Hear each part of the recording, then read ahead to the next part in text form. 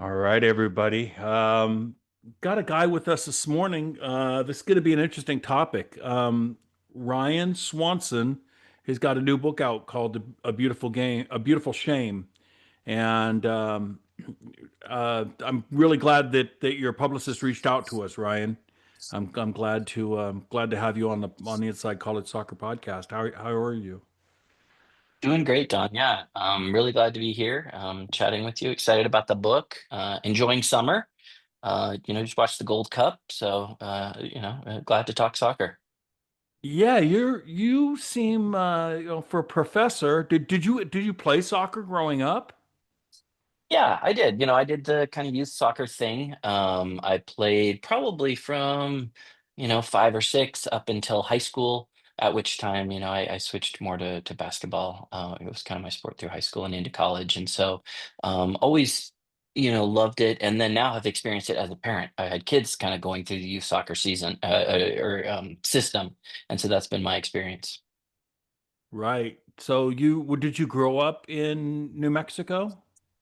No, I moved around a bit. I was born in South Carolina, moved to northern Colorado, then to Canada, then to California, then to Virginia, and then I went through graduate school in the Washington, D.C. area, and then became a professor at the University of New Mexico. So really showed up in the state in 2013 not knowing much at all about New Mexico, except for the fact that, Northern Colorado is kind of in the same part of the country. So I thought, all right, we were very excited to move back west, but just kind of set up root, camp here in 2013. And it's really become a home for us and love the state and what it's about.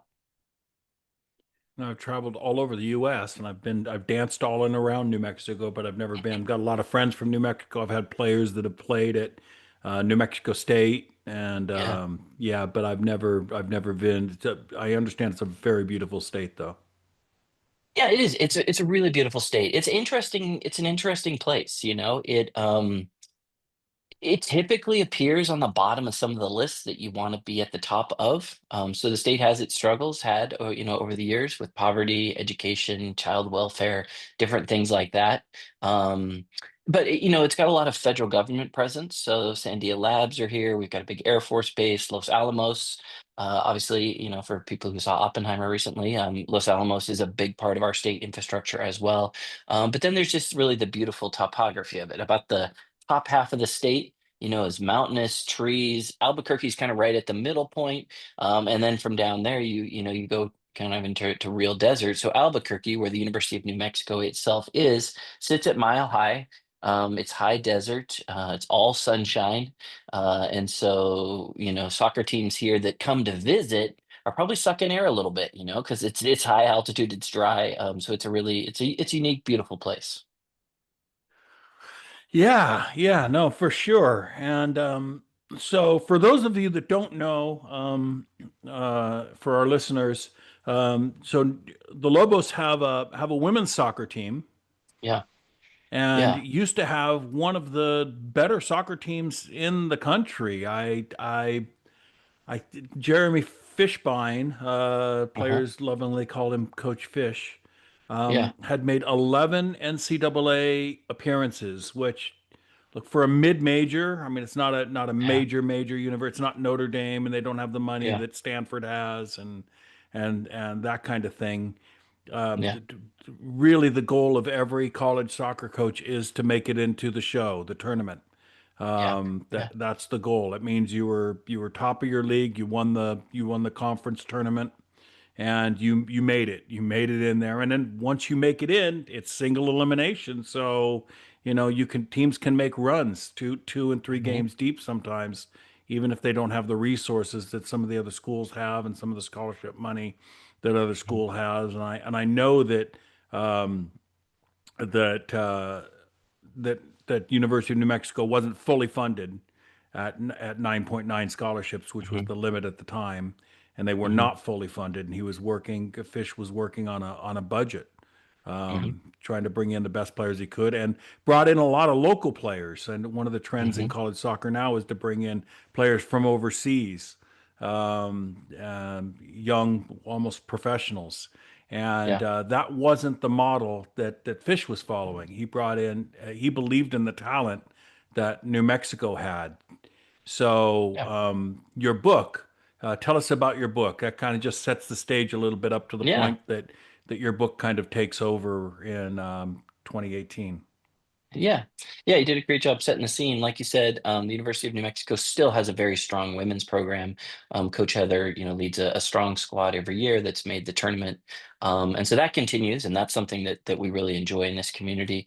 But yeah, the University of New Mexico had for many years had a really strong Division I men's team led by Coach Jeremy Fishbein.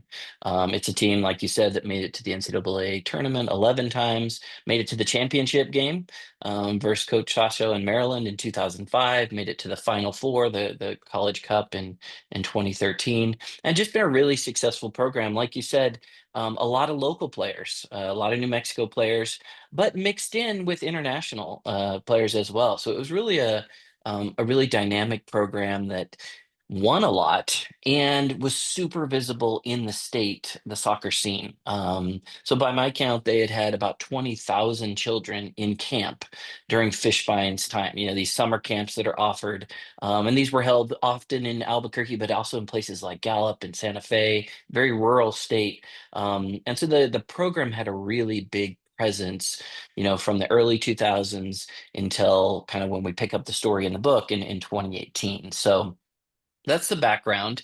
But let me kind of just set the scene in 2018. The University of New Mexico, like you said, is a mid-major.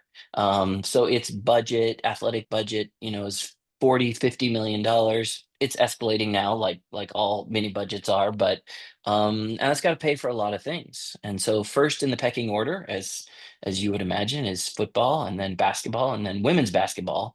Um, but that doesn't really buy success. And so at the University of New Mexico, the men's soccer team, along with things like cross country and ski, had actually been the most successful in terms of winning, graduating students, those kinds of things. Um, but money is always a problem at a school like the University of New Mexico. So budget issues had been around for years. The program often ran a small deficit each year. Those deficits kind of would be added up, and this debt was accumulating for the athletic department. And for those who don't work in universities, um, there's kind of the multiple accounting stories going on here, and I won't bore anyone with that. I'm not qualified to talk about that, but it's often the university has this big multi-billion-dollar budget, and then different departments are supposed to keep track of what they're spending, and so athletics kept spending more than it was supposed to. And so 2017, 2018. A variety of circumstances came together to kind of force a crisis. The school was under review by the state and by the Justice Department and a couple of other things, and athletic department debt became a bigger issue than it had been. Because up until that time, it's kind of this little problem that's just rolling along, kind of just pushed down the board every year. But in 2018, it becomes this political hot potato. And so at that juncture, the first thing the Board of Regents did, universities typically, have a Board of Regents in charge. The first thing that the Board of the Regents did at the University of New Mexico, they said, why don't we just wipe away this debt? It's internal. Let's just wipe it off the balance sheet. Essentially, no one will ever know. But that created all of this backlash on campus. And what's interesting about college soccer is that it's played at a college, right? And so faculty and staff and athletes and coaches, there's all this kind of struggling back and forth, right? And so when the Board of Regents said, let's just wipe away the debt, the faculty kind of went crazy. And I'm on the faculty at the university, so I can say that sometimes faculty goes crazy, and we kind of did as a group. And so there was all this Well, back and especially around forth. sports sometimes, Ryan, Oh, because yeah. look, I've been at four different universities, four different colleges, Hmm. and there are faculty members that played sports, that understand sports, that are into it, that Yeah. support sports, and then there's faculty members who think that sports have no business and no place in an academic institution. They think Yeah. that they coach, they think that they teach at Stanford. They treat it. They're very hoity-toity Yep. when it comes to sports.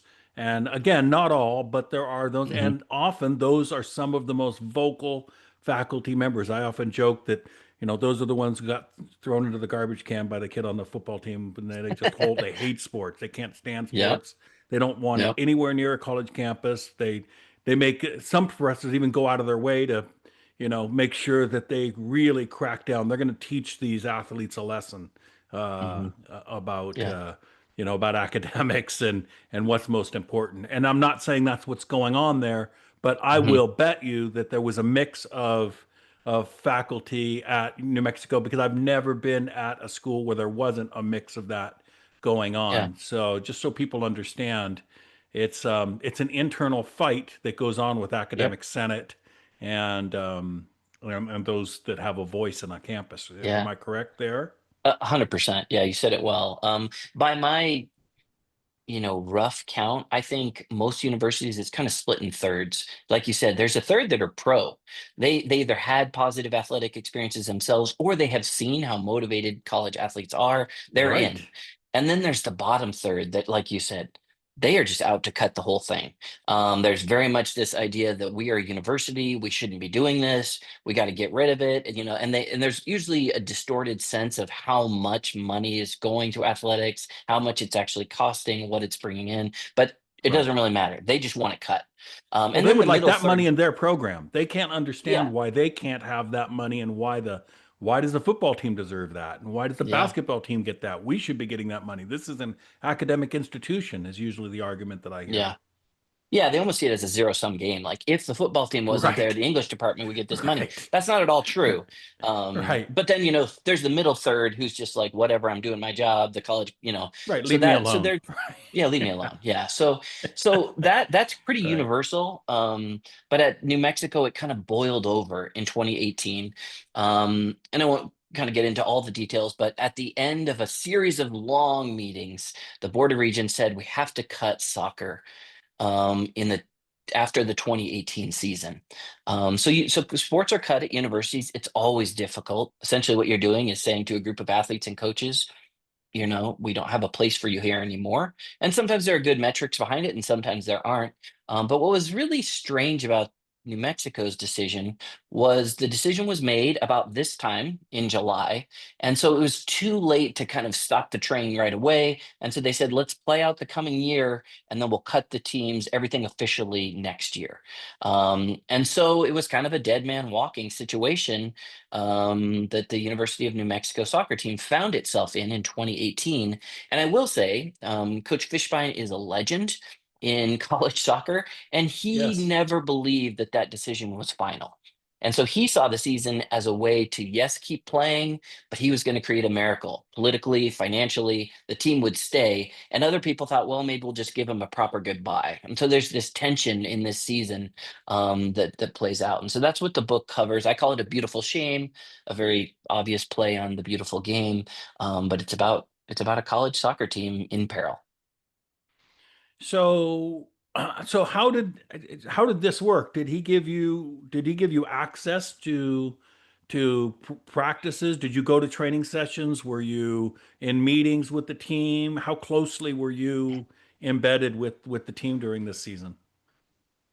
Yeah, so I make the analogy that essentially I was Trent Crimm in what maybe that was season three of Ted Lasso or whatever, where he's embedded with the team and he's going to write a book. I'm a faculty member at the University of New Mexico, but I have worked with the athletic department for years, and so I know many of the athletes, know many of the coaches, and so when this happened, Coach Fishbine offered me full access. He said, "Why don't you just be with us as this is going on?" He may have had some other motives for that. So yes, I attended everything, every practice, every meeting. I traveled with the team. I often joke that I should really be into European soccer because I traveled to places like Tulsa, Oklahoma, and Birmingham, Alabama, and Right. they were not exotic places, but yeah, I traveled with the team, was in the locker rooms, in the locker room at halftime during games, and so I had complete access. And then along the way, I had a chance to sit down with almost everyone involved, all the players, administrators, coaches, soccer experts outside of the scene, and get kind of interviews about it. So it was an amazing experience for me as an author to kind of get a firsthand look at what a college soccer team is like. Because it's been a long time since I've been part of a team, and so on a real simple level, a college soccer team is an amazing place to be. And so I got to kind of watch that throughout this 5-month period. How did administration feel about you, especially your direct reports? How did they feel about you? How'd this work? How'd your classes work? How were you able to teach classes? And Mhm. was there administration that was nervous about you following them around and interviewing other administrators and all of Mhm. that? Were people nervous? Sure. You bring it gives me a little tension even just thinking about it. But I mean, on the basic level, I always was able to work around my obligations as a professor, my responsibility. So, yeah, classes I, kept teaching, kept researching, those kinds of things. But yes, it was a really contentious time at the university. Nobody wants to cut programs, right? The president was told by the Board of Regents, you have to do this. Kind of complicating things, a new president came in and a new athletic director came in and were told by this board of regents, you have to cut teams. So nobody wants to be doing it. And yeah, there was a fair bit of asking from my boss and upper, what's going on with this person. I followed all the procedures in terms of, kind of an internal review board. Why am I doing this? What's the research? What am I going to do with the data that I gather? So it was awkward and tense at times. But what I will say is no one from the university ever tried to stop me. No one closed the doors. No one said you can't do this. Everybody kind of recognized that it was an awkward thing. I had some concerns, like, is this a smart thing to be doing career-wise? I am blessed with Right. tenure. So there was that kind of cover a little bit. But for the most part, I was like, people said you can do this if you want. And then after it was all over, our president, who had to kind of spearhead this move, even though, like I said, she came in and was told to do it, she sat down with me for a long interview. So I think in some ways, it was a rather inspiring example of allowing an inquiry to happen, questioning to happen, data to be gathered, even though it made people uncomfortable. But that's kind of what a research university should be about. And so that's a long way around your question, but that's kind of how it played out. No, no, that's good. And I believe that's exactly what it is, and that's what tenure should be about. This is the Mm, proper use of tenure, allowing professors to do their job and to speak their mind and do the research that they need to do within their field of study. And unfortunately, we aren't seeing that a lot at some universities across the country. We mhm. are seeing censorship and professors being shut down. So that says a lot um, for the University of New Mexico, Yeah, for sure. yeah, I think it does. It was hard, but it was allowed. And so I went through the season, and initially, I had the experience. I wasn't exactly, the goal was to follow the team and gather the story as it was happening. I was never quite sure what I was going to do with it. And so after the season was over, I wrote a couple of short pieces for Top Drawer Soccer. To be honest, I just wanted to get something out quickly. The players had put up with me, and I just wanted to get something out there for them to see Fair right enough. away. And then I kind of sat on it. This was the season I covered was 2018. I wasn't sure. I wasn't sure what to do with it. But kind of fast forward to more recently, I had a publisher approach me and say, did the book ever come out? Did you ever do this? And at that juncture, I looked and thought, you know what? That 2018 team was right on the beginning of this revolutionary period that we're experiencing in college athletics. It was right at the beginning of the transfer portal, right at the Right. beginning of conference realignment, all this discussion about how we're going to pay for, athletes and rosters, how big should they be? You've already mentioned the 9.9 scholarships. So with that kind of context in mind, I really kind of jumped back into the book and brought it to fruition, so that it just came out, last week. So did you was this during COVID that you were approached, or at the end of COVID, or was it even more recently than that? Yeah. It was even more recently than that. It was really 2023 when they, Okay. publisher, we kind of came to terms. And ironically, it was right, or perhaps fittingly, it was right as the last player from the Lobo team was finishing up their eligibility. A couple of the red shirts on that 2018 Lobo team had Uh, left the university. They had had extra years because of COVID. And so, like, right. November 2023, as I was like finalizing the book deal to do this, Ben Shepherd, among others players, was playing his last season in college soccer. And so I thought that was good too. Like, all right, these guys have now moved on. I can kind of Right. put this story out there without it affecting them in that way. Right. So how I don't know how easy it is for you to answer this because you weren't with the team, you weren't really following the team as closely in 2017 and 2016 and et cetera. But was there a season long tension with the players knowing that this was it? And well, first question I guess is, was there a mass exodus of the players when they heard that the program wouldn't be renewed? Did players jump ship Yeah, immediately? yeah. Or So I because it had happened in the just as summer were they kind of stuck, I would imagine. Y- Yeah. Well, so just a couple of things. I'd been fortunate to work with the soccer team for years because one of the things I was doing was running a program for high achieving athletes, and soccer athletes are high achieving in the classroom as well. So even though I hadn't been kind of embedded with the season, I knew many of the players, I knew all of the coaches kind of in the seasons leading up to it. But the decision was announced in July, and like you know the timing better than I do of kind of recruiting and coming in and all that kind of stuff. And so it created a real kind of crisis point. But right off the bat, 7 or 8 players did leave for other places. A couple of them quickly transferred and found spots in July.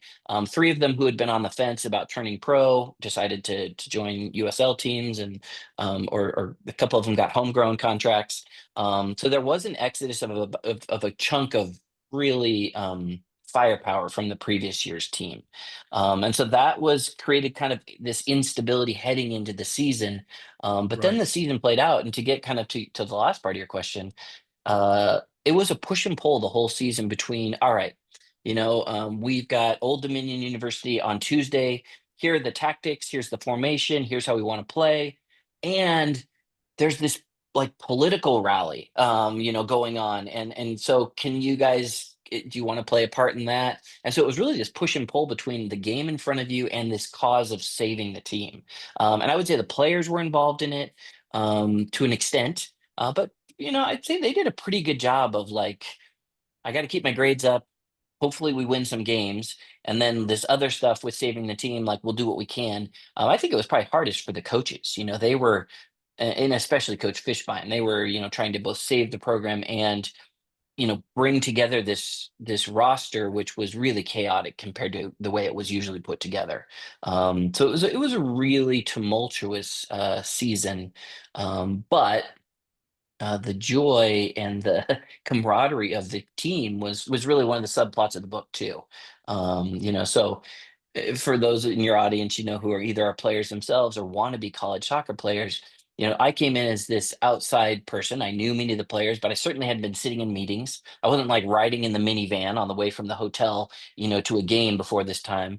And what I observed was this group of young men, 27 young men, and these four coaches, and I just got to see the kind of culture of college soccer, and it's a culture filled with kind of traditions and rituals and joking around. There was a subplot for this team the whole year of trying just to keep track of 40 soccer balls. Like most programs, the University of New Mexico invests in a bunch of good soccer balls at the beginning of the year. And the problem is, soccer players can kick the ball a long ways. And so just even keeping track of where all the balls are became like, and that's the duty of the freshmen in the program at UNM. And that was even like a subplot. So I observed a lot of it just with a smile on my face, even in the midst of all this kind of tumultuous activity. Yeah, and this staff had been together for an unusually long time. I don't know what, 7 years, 8 years. Um, Yeah, the yeah, core of the staff. I mean, Kelly Altman, of course, is maybe yeah, the most famous coach coming out of it because he's been at some big time programs. He was at yeah, Dayton and now he's at Florida, I think, University of yeah. He's Florida at Florida. on the women's Yeah, side. And then I don't know what Brandon and Sava are doing now, but that staff had been around for a long time, which is, yeah. people laugh at how do I say this? The cynic, the cynics out there don't like it when coaches say we're family.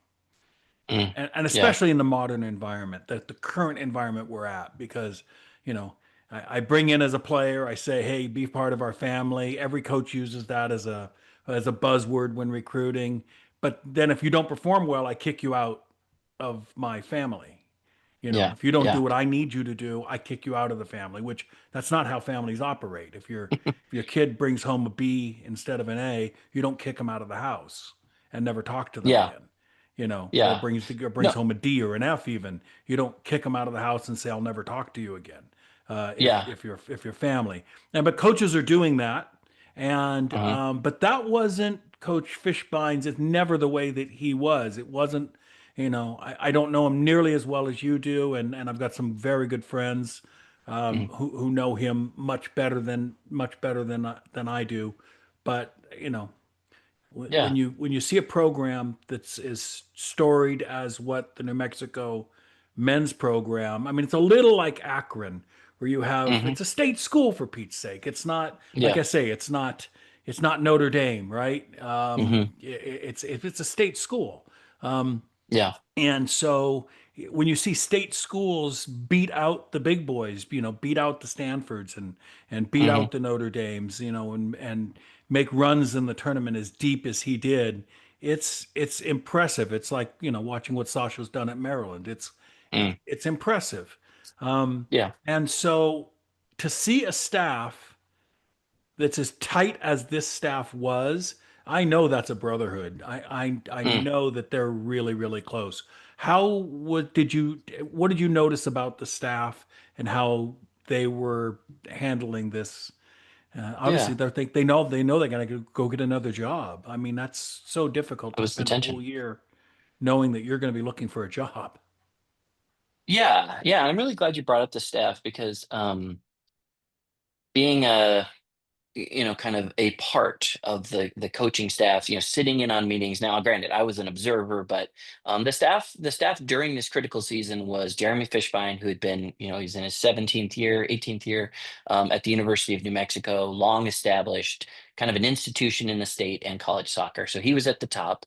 The associate head coach that year was Mike Grazak, who's now at Notre Dame as an Got assistant, it. and he had been there about 7 years, and so he was kind of in charge of tactics and that kind of stuff. And then you mentioned Kelly Altman. He was there. He was the second assistant, and he was in charge of everything from kind of warm ups to really facilitating the players' academic kind of journey. He was in charge of that. And then Lucas Champenois was the goalkeeping coach. He's now I think he's at North Carolina State. And so it was a dynamic coaching staff. And the back and forth between that group was like a family. I like that you said that, because it was tense at times, to be honest. Fish was just focused on saving the program. And Mike was often left to like, all right, what's the tactical game plan? And Kelly was the conduit and champ, as we were often referred to Lucas. They were the touch points with the players, on the Right. everyday level. And so they all were trying to balance this, like, how do we look towards the future but also take care of the game that's in front of us, and then think about if these players have to transfer, for example, do we need to cut tape for them, do we need to help them do this, or is it not time for that yet? And so I loved watching the four coaches really work together. And Fishbine ran a high expectations program. One of the stories that Kelly told me, and you're right, Kelly's at Florida now on the women's side. um, when he first started with Fishbine, he had an experience where he was in charge of kind of monitoring the international recruit services. So there these lists would come up of players that are available, and I'm sure there are a bunch of these things. And so Fishbine said, "Hey, this guy looks good on the serve. Why don't you check him out?" And then Fishbine waited. They both went back to their second offices, and Fishbine waited like 2 minutes, emailed Kelly, "Hey, did you see this guy? Have you followed up on it?" Fishbine waited like one more minute, and then he called Kelly and said, "Hey, have you followed up on that guy?" So Fishbine just had these like constant expectations, high expectations. But what it did was drive the coaches and the players to really be ambitious, to go after it, to work hard. So yeah, I found it really convicting, to be honest, as a middle-aged adult observing this. Like, wow, these guys are going after it. They're working hard. They're in this competitive environment. So, observing the coaches And I record a lot of that in the book. I think it'll be fun for some of your coaches to have an inside look at another staff, because obviously, the Fishbine tree includes people like Jamie Clark and others, who have gone on to run their own programs, and they probably do it slightly different. Of course, everybody does, but I think that that DNA is still in there. It is. It is. And now, as when did Coach Fish finally realize that it was over? Ooh, that'd be a good question for him. You should have him come talk to you at some point. But I would say it wasn't until the very end. So basically, his contract ran all the way through June of the following year, and he kept the fight up. And the New Mexico State Legislature meets in January, and initially, the state of New Mexico promised $2 million to bring back New Mexico soccer. And skiing was another program cut. And so he had been pretty successful in creating this political movement. Now, back and forth happened, and in the end, the university kind of said that we can't take this without more money. But he fought all the way through that spring after. And there was a really interesting argument that went on about whether a spring season should happen. Obviously now, maybe there's the possibility that college soccer may be considering a 2 semester season. I know that's been a long discussion by, Coach Sasho and others, but so Fishbine argued that, well, should we still let exhibitions happen? The university said, nope, it's done. And so they kind of argued about that. But I would say he didn't fully believe until the day that he closed his office door. I think it was like June 30th at the end of his contract. He So walked he was out still and actively recruiting and I think he had stopped recruiting so much, but he was okay. pushing for restoration of the program, and he was keeping in contact with players. So I mean, he was keeping it alive as long as he could, despite the fact that eventually the players who had been on the roster the year before had to commit to other universities and do that kind of thing. So he really fought until the very end to keep the program alive. That's folks, that's how you win. If you're a coach, that's how you win. You fight Mm, until there is no fight left to fight. mm. And Well, and that's he had why his program was what it was. Yeah, I mean, he had, in observing the team, he had a bunch of mantras, but among them, he said things like play your nuts off, control the controllables, don't pass blame to others. And he had basically taken those, and that's how he fought the fight to keep the team, which made for awkward, exchanges sometimes. But he had fought to the end to kind of keep the team with those same kinds of like charges that he sent his guys out onto the field with. Yeah, well, that's why. Yeah, like I say, that's why he is the legend that he is. It's amazing to hear this from an insider. Mm, That's how he was working all the way to the end. Because a lot of coaches wouldn't. They wouldn't do yeah, that. They would just take it. They would take their ball and they'd go home, and they go start yeah, looking for another job. And that then that hurts him. Look, the main hiring season for soccer coaches is starts in November and then goes hmm through December, January, February, and then by March, most of the jobs are filled. yeah, Sometimes it'll go on to into April and May, but if a coach yeah, fights all the way till the end of of their contract in June, the jobs are filled. yeah. And I That's have it it. on. So he kind of took himself out of the market of getting a job right away. Yeah, and I have it on, I have good sourcing that suggests he had been offered interviews and opportunities to explore other positions during the season, to be honest. And then immediately after that, he just, for the most part, passed up as he kind of, really. And I think there was a conviction on his part that the state of New Mexico needs soccer or deserves soccer. Soccer is by far the most popular sport at the youth level here in this state. We're a majority Hispanic population. The game is very popular.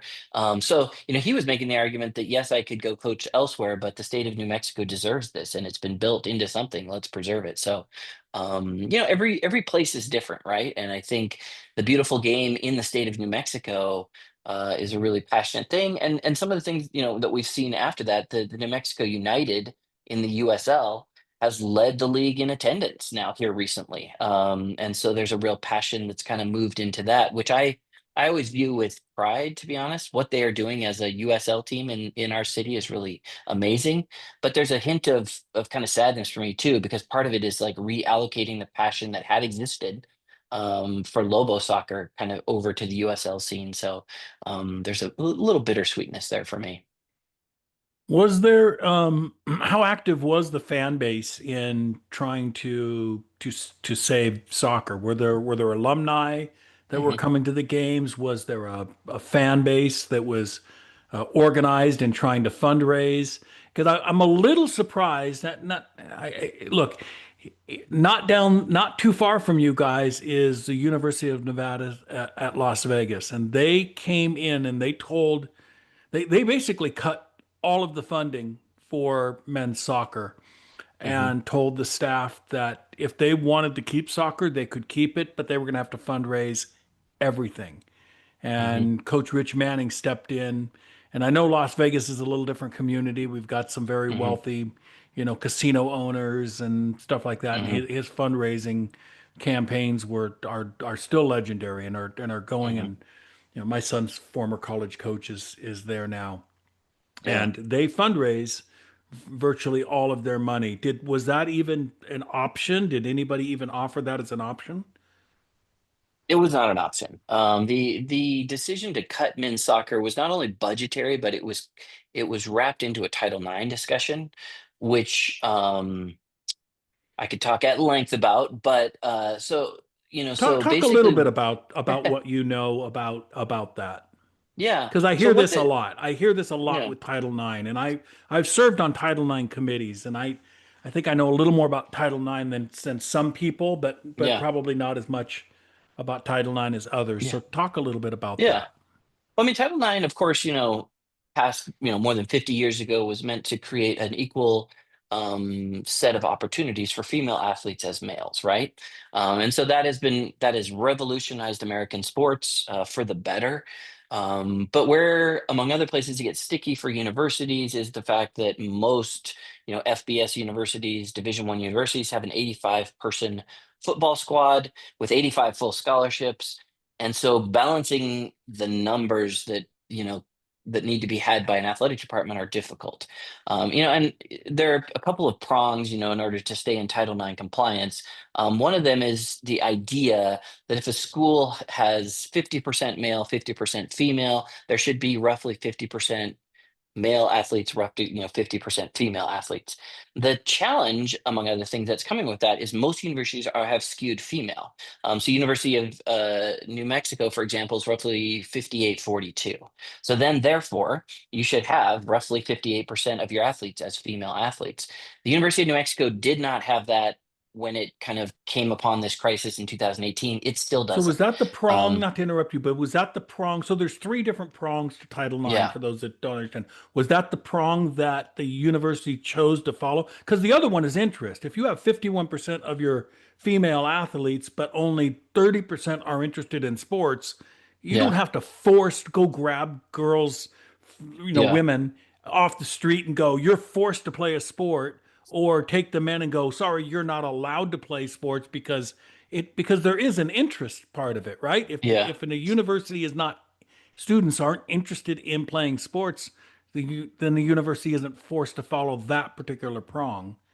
yeah. Am I So there, correct? like you said, there's three prongs in terms of participation, and then there's a financial component that's separate. But the Right. three prongs are, yeah, you can either be in compliance by proportionality, like I mentioned, 50-50 if that's what it is, or you can be in compliance by showing improvement. So you've Right. added a team, you've improved things, or you can do the third one is you can make the case that there's a lack of interest. And what the University of New Mexico said on that prong is basically that's not where we want to live. There's a lot of information out there that suggests that female athletes are booming at the youth level and high school level, and so we don't want to live there by pretending that there is an interest. And I support that interpretation. So I think UNM basically said we need to make it through proportion, through equal numbers of, or proportional representation for the student body, or by improving.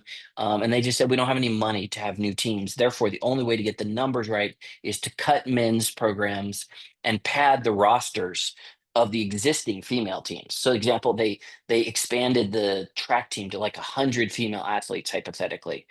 So it was in the midst of kind of that Title IX discussion that was going on and budgetary discussion. So once the Board of Regents said we're cutting men's soccer, despite the fact that Coach Fishbine and a group of supporters, about 1,000 were on this list that was working. They had promises of pretty significant financial backing. And then the state came along and said, we'll give you money too. But ultimately, the university wasn't open to that because of the kind of dual budgetary Title IX component of it. So there's questions to be asked in terms of, you know, was there room for the university to kind of back check and change without looking kind of weak? And so I think the administration had to struggle with that. Fishbine made a lot of noise, made a lot of enemies, and so in the end, I think the money may have been there to save the program, but it was decided that it couldn't be saved, for a variety of reasons, including Title IX. Yeah. I'm not buying it. Mm, I've been in enough board meetings at enough yeah. universities, but yeah, I mean, once that decision's finally made, unless somebody from the legislature is going to jump in and figure out some way to save it, then it's not happening. Yeah. Yeah, it's a really interesting political. I mean, sports are inherently political. College sports are political. And Yeah. so in a state like New Mexico, the state makes a direct appropriation to the university for athletics. And that doesn't happen, in some other states, but that happens. So then the politicians say, all right, we give you this money. Here's what, here are the strings attached. And so university officials are left to kind of struggle with, well, we want the money, but we need the autonomy. And so there is that kind of back and forth that goes on. But it became very complicated and very political, some of which I cover in the book. The focus in the book is about this team and how they played, but I cover kind of some of the offshoots going forward and the Title IX component a bit, the political component a bit, because I found it really all fascinating. And I didn't like the outcome, but I thought the story needed to be told. Well, and I'm glad you did. I'm glad you were able to tell this story. And so where can people follow you? Where can they pick up the book? Yeah, And yeah. and so a little bit on your background, real quick. So your specialty as a professor, where you teach, is in history, sports history. Yeah, You've I would got say quite I a few teach books on primarily sports in, history. I mean, I probably teach primarily now in really a kind of a sports admin classes or sport management kinds of classes. So I have a PhD in history, quite a ways back now, but really most of my writing has been on the business and the impact of sports in America. So I've written several books, many articles on the topic. And what a blessing for me, right? Some people are out there curing cancer. I'm writing about sports. We all have our our cross to bear. So I'm really fortunate, but that's my background that I brought to this story. So I've written a fair bit about sports before this. I continue to kind of work on projects around sports because I think it's important. Our society, sports, soccer has a really impactful role. I also think sports tell us a lot of things, right? It creates a lot of records, a lot of money involved, a lot of, interesting actors are involved. And so anytime I write about sports, though, the goal is to tell a good story. So A Beautiful Shame, which is, you asked where it's available. It's on Amazon or Barnes and Noble, all kind of the places people can get books. It's meant to be a story. And for those, people who have read college sports book, one of my favorites, or a couple of my favorites, are Running with the Buffaloes, where somebody kind of was embedded with the championship winning cross country team at the University of Colorado. Another favorite is John Feinstein, A Season on the Brink, where he, goes in with Bobby Knight, for those Great book. older listeners. And so my Great goal is to book. do something Yeah. similar on the college soccer scene because I don't think many of us have been inside a D1 soccer program. What's it like? What are the practices like? What's the vibe? And so that was probably the principal goal. Now there's all this kind of crisis around it, but and so I'm really happy with the way it turned out. And yeah, I love people to kind of get out there and share it, especially within the soccer community. Have you read Among the Thugs? So I don't think so. What's that It's about? a reporter that was embedded. It got himself embedded into the Manchester United uh, Yes. thugs. They're Yeah. they're they're supporters, and if you ever read, boy, Yes. such a great read. And That's right. he follows them all around Europe and drinks with them, and just gets embedded with them, and all Yeah. the lunacy that goes on with the fighting, and Yeah. it's crazy. No, there's Yeah. some good books out there on soccer. Oh I yeah. used to teach a class called Society, Sports and Society, Okay. You know. Sociology of Sports, Yeah. and it is so wild how when you get into what you teach and what you study and how much sports are embedded and a reflection of what we're experiencing societally. Yeah. Yeah. I think so. I've taught similar classes, and I love to talk about sports and read about sports. I often think that sports usually, like you said, reflects. There are these moments where it is a change agent, but more so it's a mirror, right? It shows us kind of what's going on, what are we arguing about, what are we valuing, um, and then I think it brings joy. I think there's a lot of times you observe a team. I often sat like on the side of practice or stood kind of off to the side and watched these guys launching these, bending kicks, trying to catch the crossbar, right? Over and over. They're just doing it. Why? Because they love kicking the ball, a good strike.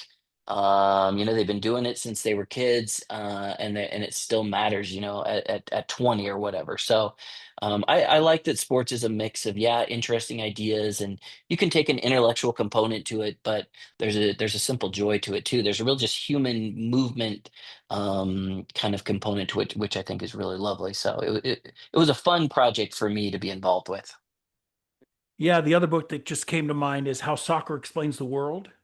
Oh yeah, I know that one well. Yeah, Yeah, it's yeah, just amazing. So those listeners out there that want to pick up some books on yeah, sociology and stuff, that one's phenomenal because it covers, everything from the Jewish problem to yeah, yeah, anti-Semitism